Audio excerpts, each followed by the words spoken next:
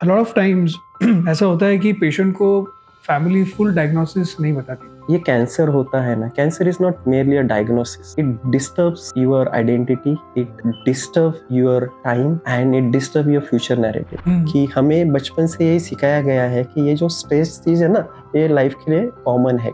कभी भी कोई बताता नहीं कि स्ट्रेस शरीर के लिए अच्छा नहीं है, it not part and parcel life. एक टैगलाइन पढ़ी थी कि सुख मिलने का एक अंतिम मार्ग ये है कि आपके हाथ में जो नहीं है उन चिंताओं को छोड़ देना। फेथ इज समथिंग ना that always give strength to the human being. अगर आपका शरीर पेन में है तो वो शरीर आपके ब्रेन को स्पिरिचुअलिटी के साथ कनेक्ट नहीं होने देता। फेथ जो आ रहा है वहाँ पे, फेथ वो क्रिएट कर रहे हैं आउट ऑफ फियर। वो फियर को मिटिगेट करने का रिस्पॉन्सिबिलिटी डॉक्टर्स का है with the balance of the science. यार चलो मैं ट्रीटमेंट चालू करता हूँ तो हमें मंदिर मस्जिद में नहीं जाना है, वाइस वर्सा। उधर जाता हूँ तो ये नहीं करना है, दोनों साथ में चलना बहुत जरूरी है। साइंस हमें बिलीव करना सिखाता है, but it's a belief only that help us to find science in each and every corner of your life. Absence of evidence है ना, is not evidence of absence. मतलब वो चीज नहीं दिख रही है मुझे, स्पिरिचुअलिटी नहीं दिख रही है, होप नहीं दिख रही है, कुछ भी नहीं है।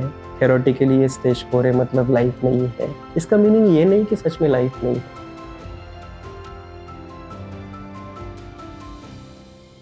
कैंसर सिर्फ बॉडी का डिसीज नहीं होता, ये माइंड, रिलेशनशिप्स और फेथ सबको क्वेश्चन करने पर मजबूर करता है।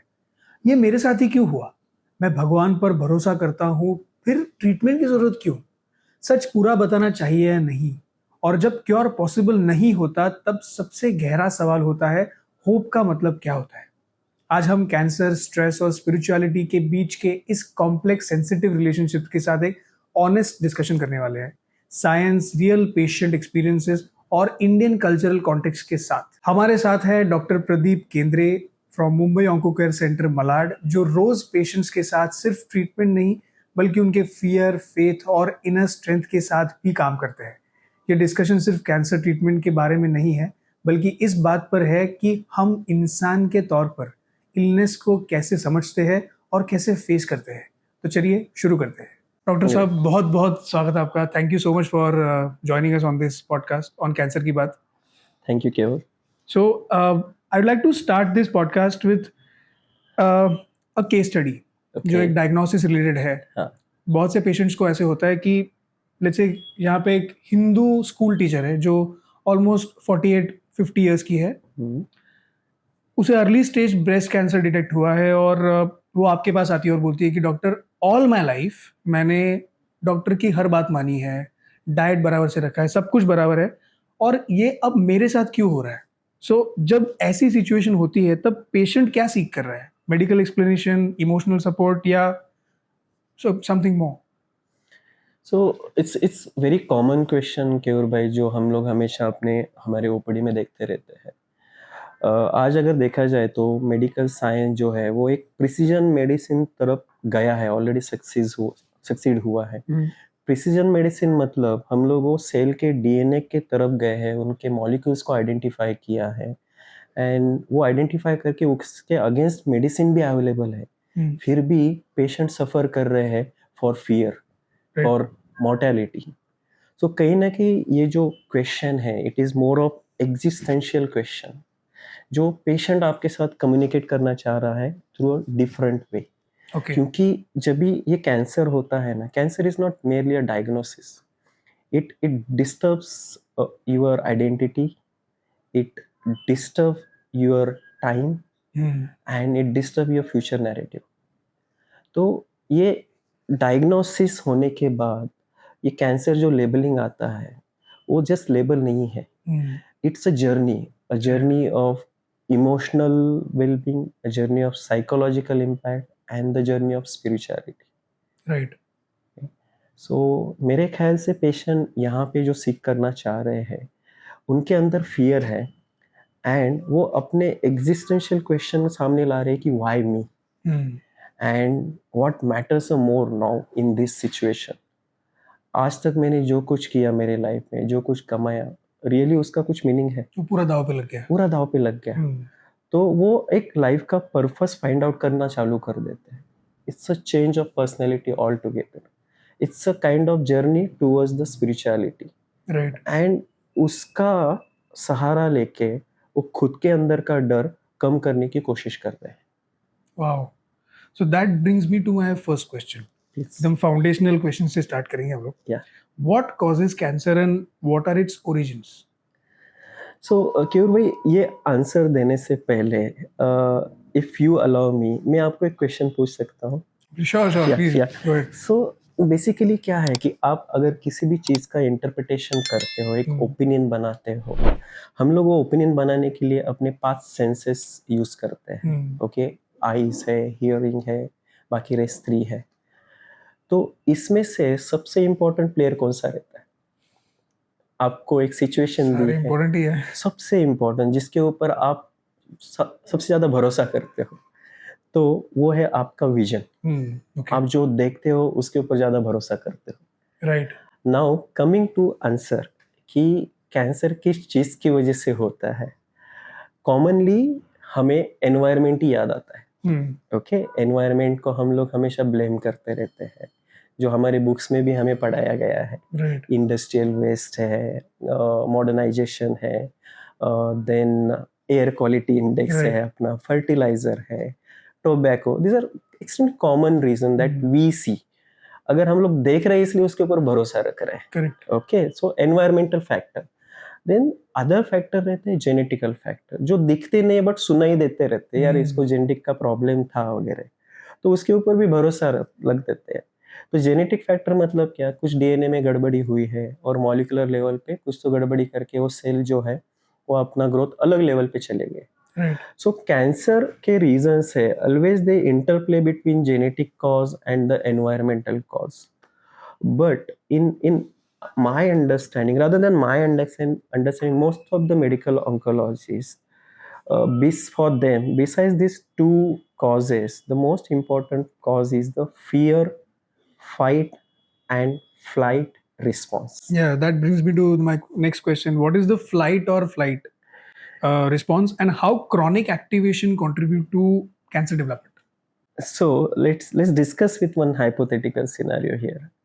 कि रुपए आप रास्ते से जा रहे हो एंड सामने एक बाइसिकल राइडर आ रहा है, लड़का है, यंग है, 15 ईयर्स है, एकदम स्पीड में है, आपके नज़दीक आया, 50 मीटर पे है, एंड सडनली उसको भी समझ में आया और आपको भी समझ में आया कि ये ब्रेक चला गया है, वो कंट्रोल नहीं कर पा रहा है, तो वो आपके नज़दीक आ गया, तो अभी आपका नेचुरल रिस्पॉन्स क्या रहेगा?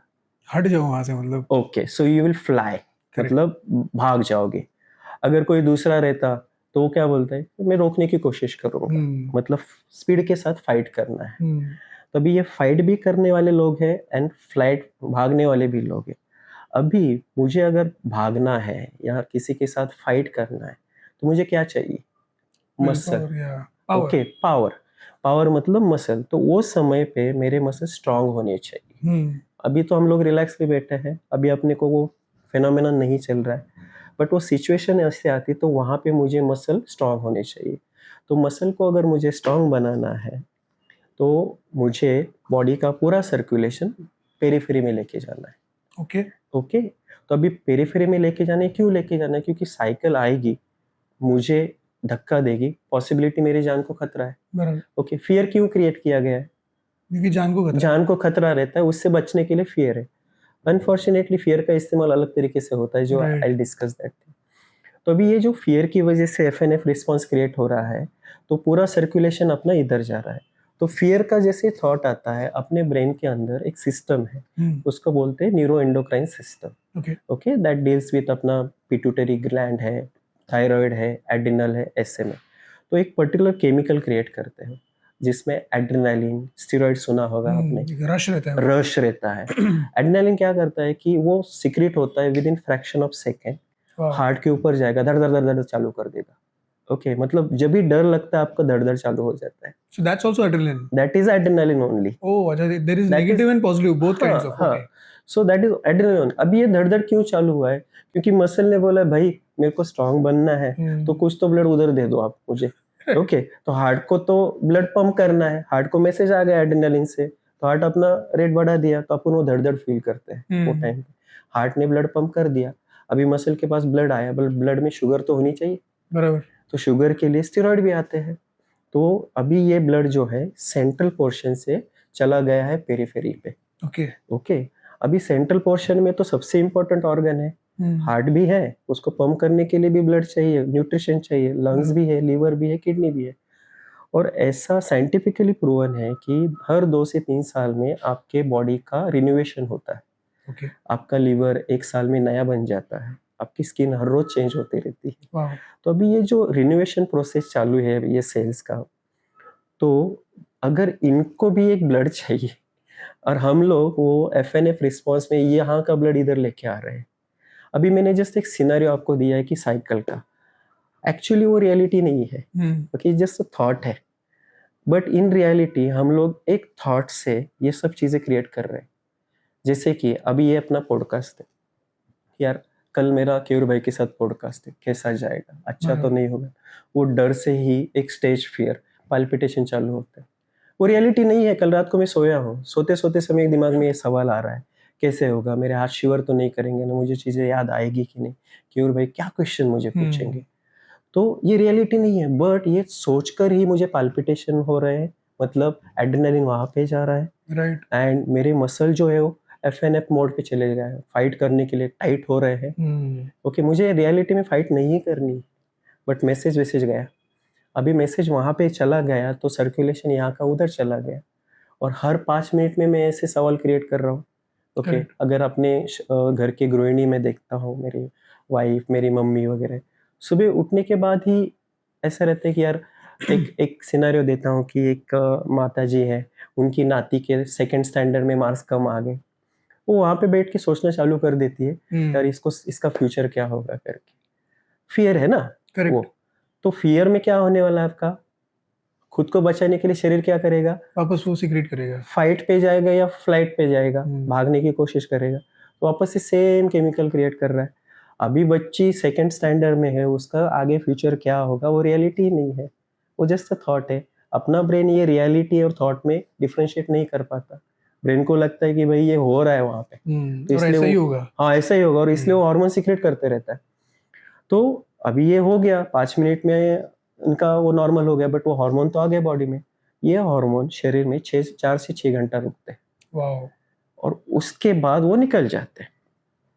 बट अब ये 4 से 6 घंटे में उनका बेटा घर पे आ गया, और बेटे को देख के माँ जी को और टेंशन आ गया, बेचारा पूरा दिन भर काम करता है, वाइफ भी ज़्यादा मदद नहीं कर रही है, एंड बच्ची के ऐसे मार्क करे हुए हैं, उसका क्या होगा करके फिर से एफएनएफ में चले गए, फिर। अभी तीसरा ये सब कुछ होने के बाद 2 घंटे के बाद अगर बेटे को कुछ हो जाता है तो मुझे क्या होगा करके वापस से मतलब 1-2 घंटे के अंदर आपने 3-4 बार ऐसा सवाल क्रिएट किया, ऐसे फियर क्रिएट किए, जिसकी वजह से आपके शरीर का पूरा सर्कुलेशन पेरीफेरी में चला गया, सेंट्रल पे कुछ भी नहीं रहता है। अभी सेंट्रल लीवर को तो पता ही नहीं भाई, उसको तो चाहिए। तो अगर वहाँ पे न्यूट्रिशन नहीं जा रहा है, वहाँ पे ब्लड नहीं जा रहा है, तो वो सेल्स भी बोलते तू मेरा ब्लड लेके जा रहा है तो मैं भी देखता हूँ। तो वो जिनका नॉर्मल ग्रोथ होने लगता है वो एबनॉर्मल ग्रोथ पे चले जाते हैं। Okay. And then continuous such kind of fear, daily बैठे बैठे क्रिएट करना स्ट्रेस, एंजाइटी, पैनिक, वो इवेंचुअली लीड करता है एबनॉर्मल ग्रोथ के ऊपर। एंड दिस इज समवेयर ये अपना सेंसेस वाला पोर्शन आ जाता है कि हमें जो दिखता है हम भरोसा करते हैं। हम कुछ लोग ऐसे रहते हैं कि सुनने के बाद भी भरोसा करते हैं, कुछ सेंस होने के बाद भरोसा करते हैं, टच होने के बाद, टेस्ट होने के बाद, स्मेल करने के बाद, कॉफ़ी का अरोमा आ गया, यार ये कॉफ़ी है करके भरोसा हो गया, बिलीफ सिस्टम हो गया। बट ये जो फियर की वजह से फाइट एंड फ्लाइट का जो फेनोमेनन चल रहा है, वो आपको ना दिख रहा है, ना आप सुन रहे हो, ना आप अवेयर हो कि मुझे वो सेंस हो रहा है। करेक्ट। और वो अगर आप डेली दिन में, जनरली ऐसे माना जाता है कि कोई भी human every day when they get up in the morning 92,000 thought create करते हैं। My okay, God. Scientifically proven है। अभी ये 92,000 थॉट में से 91,1999 थॉट्स आर द कल के थॉट्स, कल दिन भर क्या हुआ था वही कैरी करते हैं आप। 1% थॉट जो है वो बदलते हैं, या कोई लोग है बदलने की कोशिश करते हैं। तो कल का फियर आज भी कंटिन्यू चालू हो गया, राइट। आप डेली वही फियर में जी रहे हो, और उसकी वजह से आप खुद ही इनवाइट कर रहे हो डिसीज को कि भाई साहब आप आ जाओ, जिसके बारे में हम लोग अवेयर ही नहीं है। क्यों? क्योंकि क्रॉनिक स्टेज जो बोला जाता है ना, कि हमें बचपन से यही सिखाया गया है कि ये जो स्ट्रेस चीज है ना, ये लाइफ के लिए कॉमन है करके, राइट, और आपको लाइफ स्ट्रेस में ही जीनी है। तब बड़े हो गए आप। अब बड़े हो गए हो, hmm, it's a part and parcel of life. कभी भी कोई बताता नहीं कि स्ट्रेस शरीर के लिए अच्छा नहीं है, it not a part and parcel life, right, not at all. तो जब भी part and parcel of life होती है, उसका एक्सेप्टेंस हो जाता है, वो एक बिलीफ बन जाता है, तो उसके ऊपर कभी भी अपन ध्यान ही नहीं देते। राइट, अगर आपको कुछ चीज पता नहीं है तो ही आप ध्यान दोगे ना। बराबर। ये स्ट्रेस आपको पता है, अगर 100 में से 95 लोग स्मोक कर रहे हैं, 5 लोग नहीं कर रहे, तो वो 5 लोग एबनॉर्मल हो जाते हैं, राइट, 95 लोग नॉर्मल बन जाते हैं कम्युनिटी में। अभी स्ट्रेस आउट ऑफ 100 99 लोग ले रहे हैं, वो कॉमन है, उसके बारे में डिस्कशन भी नहीं होता है। करेक्ट, होता भी है तो उसके बारे में अवेयरनेस नहीं रहता है, राइट, कुछ एक्शन नहीं लिया जाता है। 1% बंदा जो कर रहा है, जो बोल रहा है कि बॉस आपको थोड़ा स्पिरिचुअलिटी की तरफ जाना चाहिए, कुछ मेडिटेशन करना चाहिए, लोग हंसते हैं लिटरली उसके ऊपर, क्योंकि वो चीजें हमारे ऐसे दिमाग में डाली गई कि वो 60 65 साल के बाद वाली है, बोरिंग है आपके लिए। बोरिंग है, तब के लिए आप संभाल के रखो। बराबर। And this is how this fear and Fight flight, and- fear related fight and flight response happens, and it creates a different direction to your life. Wow. this was an eye opener, no doubt, because मैंने एक tagline पढ़ी थी कि सुख मिलने का एक अंतिम मार्ग ये है कि आपके हाथ में जो नहीं है उन चिंताओं को छोड़ देना। I think this is what you are trying to relate to, Yes. which brings me to the next question. Which baseline investigations are considered essential to accurately assess a patient and guide the initiation of cancer treatment? So many time ये question हमें patient पूछते हैं, sir अभी हमने एक scan तो किया है, तो आगे कुछ करने की जरूरत है क्या, आप ट्रीटमेंट चालू कर दो ना, अच्छा, हमें टाइम क्यों वेस्ट करना है। करना है, क्योंकि डर रहता है मन में। बट दुनिया का कोई भी डॉक्टर जब तक आपको वो टिश्यू का डायग्नोसिस नहीं मिलता है, पेशेंट को ट्रीट नहीं कर पाता। तो हमारे लिए 2 बेसलाइन इन्वेस्टिगेशन बहुत ज़रूरी रहते हैं, बाकी तो श्योरली सपोर्टिव रहता है।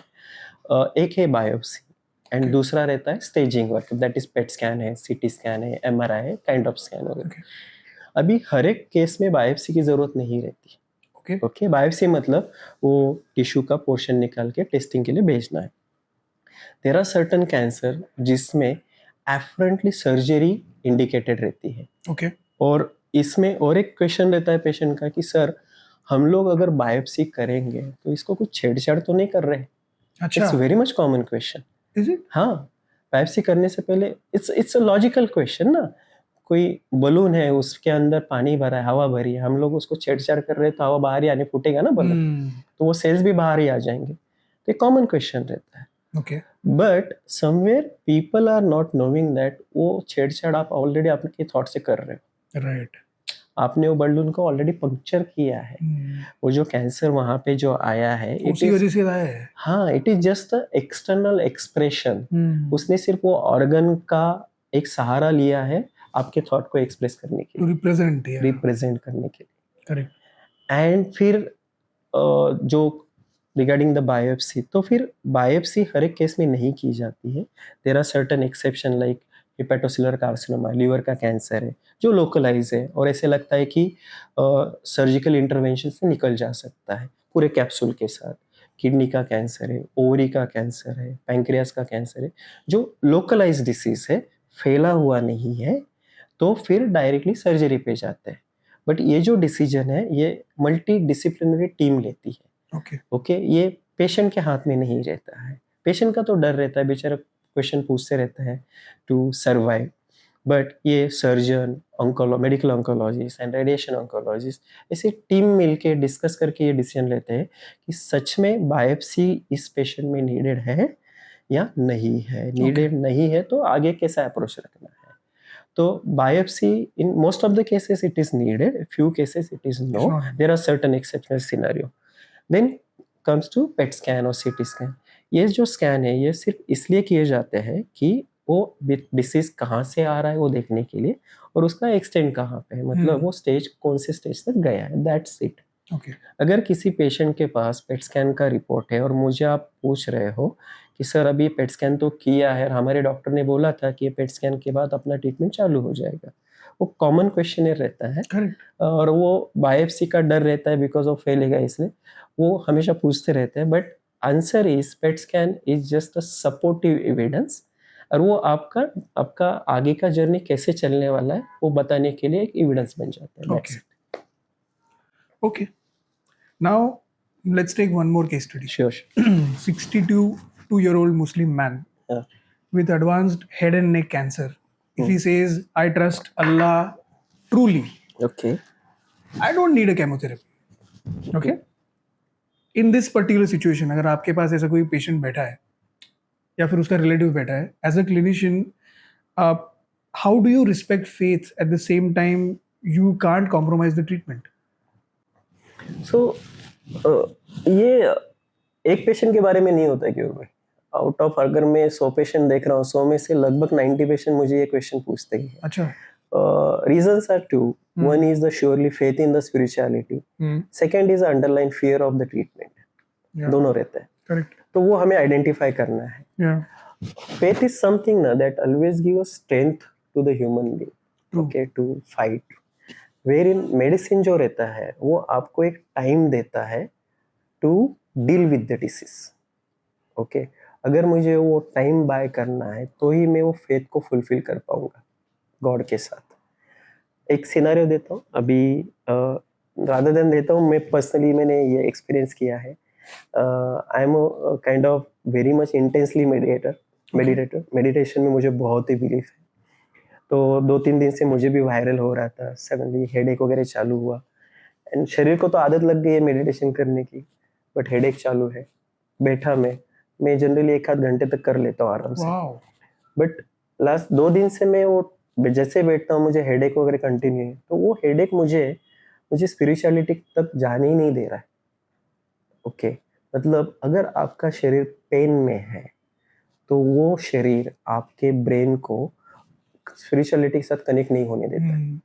अगर कोई पेशेंट है, अगर पेशेंट को लीवर के अंदर गांठ है कैंसर की और वो स्ट्रेच करके उसको पेन करवा रहा है, तो आप किसी भी भगवान के ऊपर दिलो जान से फेथ नहीं रख पाते, right, even if you want, क्योंकि आप पेन में हो, आप ये शरीर के थ्रू ट्रैवल कर रहे हो, तो शरीर का भी कुछ एक्सपेक्टेशन है आपसे।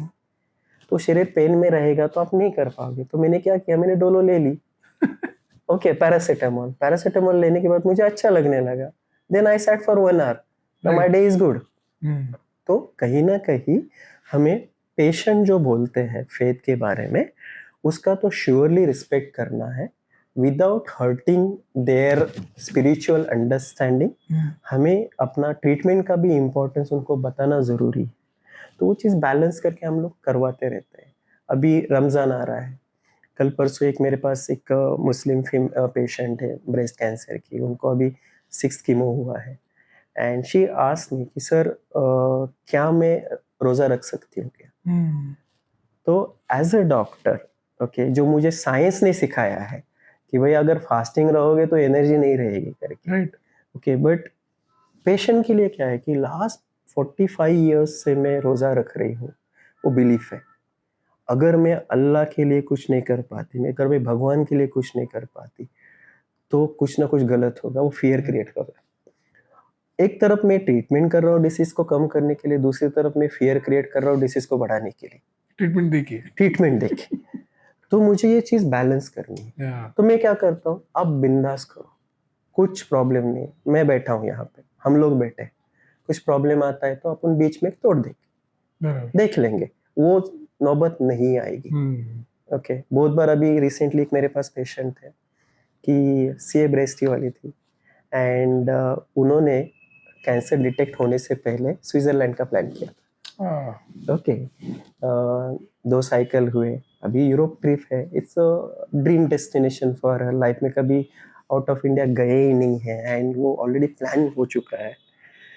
अभी उन्होंने क्वेश्चन, एक चाइल्डिश क्वेश्चन उनको लगा कि उनको पता था डॉक्टर आंसर क्या देगा, राइट? बोले प्रदीप भाई, वो सर भी कोई नहीं बोलते, हमारे पास भाई बहन का ही नाते रहता है यहाँ पे। सो प्रदीप भाई, ऐसा प्लान था, एंड यहाँ पे तो जर्नी हमारी बहुत इजी चल रही है, तो मैं जाऊँ क्या वहाँ पे, आप मुझे अलाउ करोगे क्या? बोला मैडम मैं अलाउ करने वाला कौन होता हूँ, मैं कुछ भी नहीं हूँ, आप बिंदास जाओ, कुछ भी होता है हम लोग देख लेंगे। ओके, सिर्फ एक काम करना, आप जब जाओगे ना उसके 2 दिन पहले मेरे पास आ जाइए, क्लिनिकली मैं एक बार देख लूंगा, आपके ब्लड पैरामीटर में देख लूंगा, सब बरोबर रहेंगे या नहीं भी रहेंगे तो भी मैं भेजूंगा, वाओ, कुछ ना कुछ करके भेजूंगा।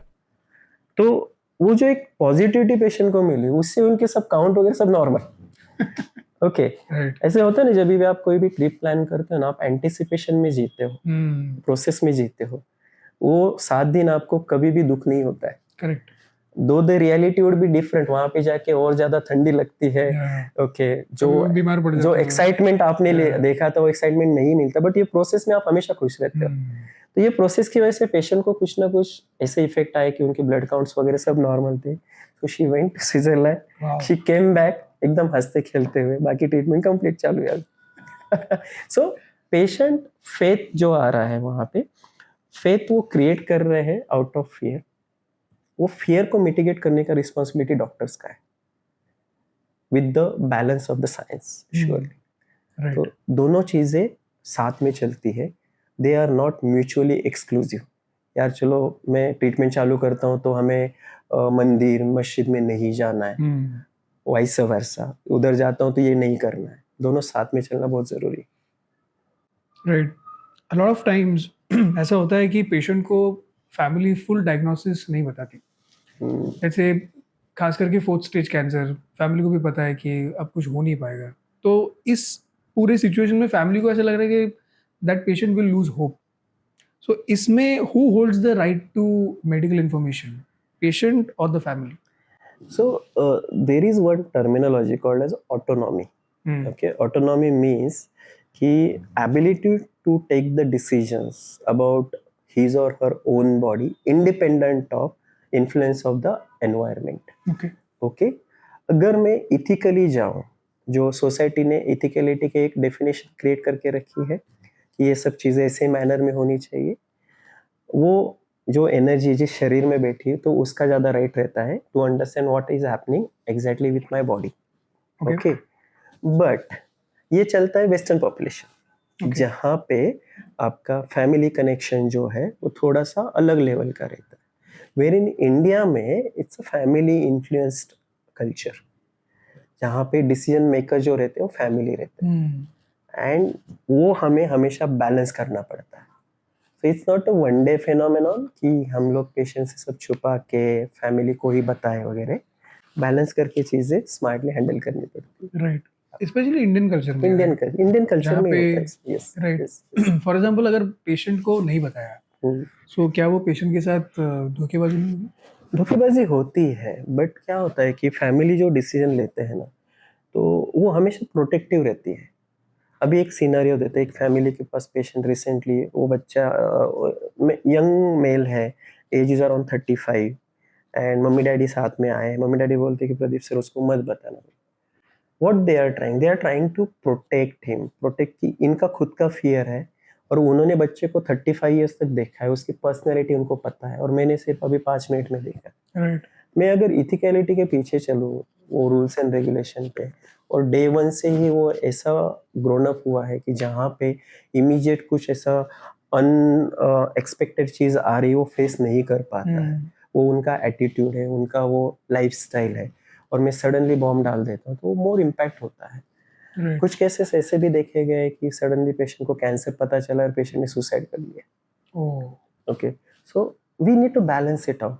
इसमें हमेशा फैमिली प्रोटेक्टिव बनना चाहती है, कहीं ना कहीं पेशेंट का वॉइस साइलेंस हो जाता है, but over a period of time with smart rather than smartness, with softness, family के साथ भी पेशेंट के साथ भी उनका हमें एक्सेप्टेंस बढ़ाना पड़ता है। राइट, हम लोग पेशेंट को भी डाइवर्ज कर देते हैं इंफॉर्मेशन, बट थोड़े समय के बाद, and when ever the things is कि हमें वो टाइम आता है तो वो थोड़ा सा एक एनवेलप फॉर्मेट में करना पड़ता है कि अभी तो बताना ही पड़ेगा, अभी तो बताना ही पड़ेगा, but in a different manner, fabricated better way.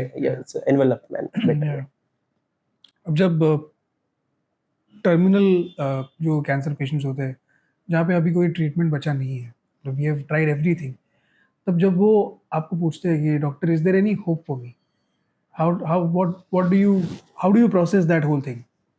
सो केयूर भाई क्या है कि अपने लाइफ के है ना, देर आर मेजरली 3 प्रिंसिपल। एक है खाना, water and the reproduction. 3 basic principle है जो एनिमल और ह्यूमन शेयर करते हैं। इसके अलावा ह्यूमन ने और 3 ऐड किया है।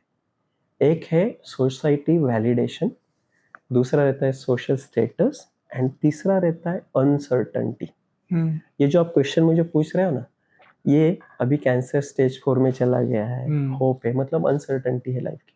राइट। तो उसमें हमें सर्टनिटी कैसे लानी है? तो सर्टनिटी आती है होप से।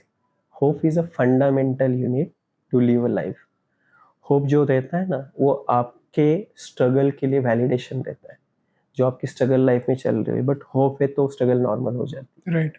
Scientifically if I see a picture of hope, ऐसे साइंटिफिकली प्रूवन हो चुका है कि किसी भी पेशेंट में अगर होप है तो उनका इम्यून सिस्टम स्ट्रांग होते रहता है। Wow. Mentally they are more stable than the other people, क्योंकि सामने कुछ है, टारगेट है, वो चीज होने वाली है, एक आइडिया रहती है।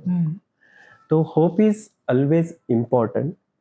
अनफॉर्चुनेटली क्या होता है कि हम लोग है ना साइंस से बहुत बिलोंग कर लेते हैं। Me as a doctor, doctor is just my identity. Okay, मैंने कुछ बुक्स पढ़े हैं, वो बुक्स पढ़ने के बाद मुझे एक आइडिया आ गई है। I should not try to implement the theory to the patient. Okay, science हमें बिलीव करना सिखाता है, but it's a belief only that help us to find science in each and every corner of your life. Oh, yeah. Okay, तो कई बार हम लोग बोल देते हैं कि इसका कोई एविडेंस ही नहीं है, बट क्या होता है सर कि absence ऑफ एविडेंस है ना, is not evidence of absence. Correct. या मतलब वो चीज़ नहीं दिख रही है मुझे, स्पिरिचुअलिटी नहीं दिख रही है, होप नहीं दिख रही है, तो कुछ भी नहीं है। थ्योरेटिकली ये स्टेज 4 है, मतलब लाइफ नहीं है। इसका मीनिंग ये नहीं कि सच में लाइफ नहीं है। There are so many scenario जहाँ पे हमने पेशेंट को बोला है कि भाई आपके पास 3 महीने, 4 महीने, 1 महीना है वगैरह, और उन्होंने वो चीज़ एक्सेप्ट कर ली है, एक्सेप्टेंस से फियर निकल गया है, और वो अपना लाइफ 2-2, 3-3 साल तक जी रहे हैं। ओके, अभी इसको मैं साइंस के थ्रू कैसे डिफाइन करूँ? You can't. या You can't. So, in Indian scenario, when you're treating a cancer, okay, as a doctor, we treat a cancer and the cancer cells, okay. But the most important aspect is कि we need to accompany patient, families, and the society through this fear, through this meaning of the life, through this hope. जो spirituality है ना cancer care में, it is not just an optional thing, वो essential है। Okay, अगर आप हमारे WHO के गाइडलाइन देखोगे, NCCN गाइडलाइन देखोगे, जो हम लोग अडॉप्ट करके पेशेंट के लिए इस्तेमाल करते हैं, सभी गाइडलाइंस में ये सब मेंशन किया है कि होप होना चाहिए, स्पिरिचुअलिज्म होना चाहिए, होप होना चाहिए। Unfortunately since day one, since childhood, हम लोग ये जो स्पिरिचुअलिटी की तरफ देखते हैं ना चीज़ें, तो वो चीज़ें ऐसी है कि भाई वो 65 के बाद की है, अभी नहीं है, तो इसलिए उसके ऊपर अपना कभी बिलीफ होता ही नहीं, एंड उसकी वजह से हम लोग सिर्फ जो दिखता है उसके ऊपर ही भरोसा करते हैं। How do Indian cultural norms shape the spiritual experience of cancer? So it's more or same what we had discussed now. Indian culture means the family oriented phenomenon. Indian culture means जब भी डर लगता है तो आप भगवान के पास चले जाओ, कॉमन फेनोमेना। मुझे भी डर लगता है तो मैं साईं बाबा की तरफ देखता हूँ। हमारे भी काफ़ी सारे एग्जाम्पल रहते हैं कि एक बड़ी बड़ी मूर्ति लगा के बैठे हैं, बट जब तक खुद के ऊपर नहीं आता तब तक हम लोग मूर्ति की तरफ नहीं देखते। तो आपका जो कैंसर का ट्रीटमेंट रहता है तो वो इन्फ्लुएंस होता है थ्रू फैमिली, ये कल्चर है। तो कहीं ना कहीं उसके साथ हमें कोप अप करना ज़रूरी है। कहीं ना कहीं हमें ये जो रिलीजियस एक्टिविटी है उनको साथ में लेके चलना ज़रूरी है। स्पिरिचुअलिटी केवल भाई it's not a religion, it is more of human search for connection, for finding meaning and for finding a hope. तो वो साथ में इंडियन कल्चर के हिसाब से इन्फ्लुएंस होने वाला है, होता ही है, We just need to accept that phenomenon even though it is not seen. We just need to respect that phenomenon.